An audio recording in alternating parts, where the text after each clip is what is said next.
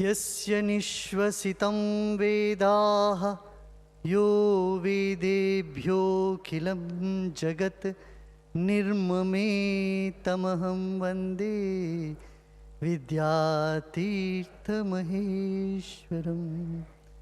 करारविन्देन पदारविन्दं मुखारविन्दे विनिवेशयन्तं वटस्य पत्रस्य पुटे शयानं बालं मुकुन्दं मनसा स्मरामि।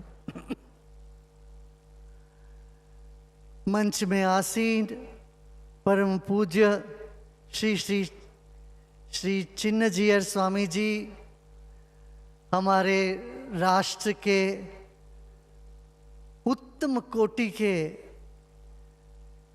राज्य निर्वहन करने वाले हमारे श्री राजनाथ सिंह जी,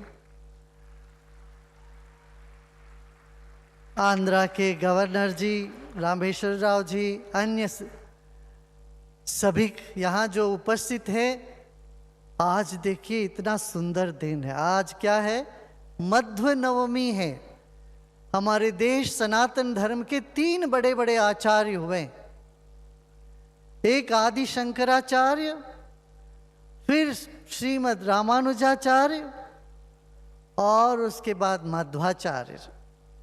आज मध्व जयंती है। यहाँ तीनों संगम हुआ है, त्रिमतस्थ एक हुए। हमारे त्रिदंडी चिन्नजीयर स्वामी जी के हाथ में 3 दंड है। आपने गौर किया होगा, एक नहीं 3, और 3 एक किया है। माने प्रकृति, परमात्मा, जीवात्मा सब अलग अलग है, विशिष्ट है, मगर फिर भी वो सब एक है। अद्वैत का ये अद्भुत ज्ञान आज दुनिया में बहुत मायने रखता है।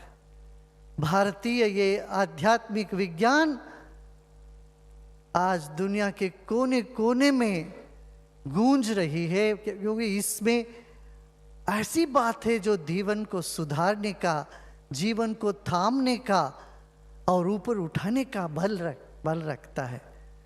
ये क्या अद्भुत जगह आपने बनाया। आपकी पूरी टीम ने इतनी मेहनत करके जो यहाँ परम पूज्य जगत गुरु रामानुजाचार्य जी की अद्भुत मूर्ति की स्थापना करी और उनके चरणों में आधुनिक विज्ञान के तौर पर लोगों को पुरातन ज्ञान की पाठ पढ़ाया जा रहा है। मैं चाहता हूँ भारत के एक एक बच्चा, बल्कि दुनिया के एक एक बच्चे को जीवन शैली के लिए आध्यात्म और तकनीक और विज्ञान का दोनों ज्ञान होनी चाहिए। और इसके लिए एक बहुत परिश्रम हुआ है, एक अद्भुत काम हुआ है। मैं बधाई देता हूँ स्वामी जी को। और इस तरह का काम करके आपने हमारी जो पुरातन विद्या है इसको एक शाश्वत तरीके से, शाश्वत रूप में अमर, वो तो है ही अमर, मगर एक टेक्नोलॉजी के तौर पर भी उसको जन जन तक पहुंचाने की बहुत अद्भुत प्रयास आपने किया है। देखो भाई, मकान तो बनते हैं, बहुत मकान बनते हैं, गिरते हैं, मगर जब मंदिर बनते हैं वो हजारों साल तक रहता है। और ऐसे ही हमारे आचार्य लोग जो वो उद्बोधन किए हैं, दिए हैं, ये टाइमलेस विजडम है। These are the wisdom that stands the test of time. So does this place. See, in one place you can come and visit all the 108 Divya Deshams.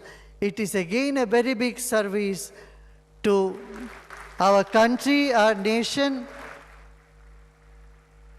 The Bhakti path has been brought by Acharya Ramanujacharya ji. Jagat Guru Ramanujacharya ji is not just a philosopher, he was a reformer. He brought the essence of equality. In those days, just imagine 1,000 years ago, bringing equality, talking about it, and bringing that reform, opening the temple doors to all beyond caste and religion, and is something remarkable. Mahajano yena ghatasapanta. It's where the great man walked, that is the path.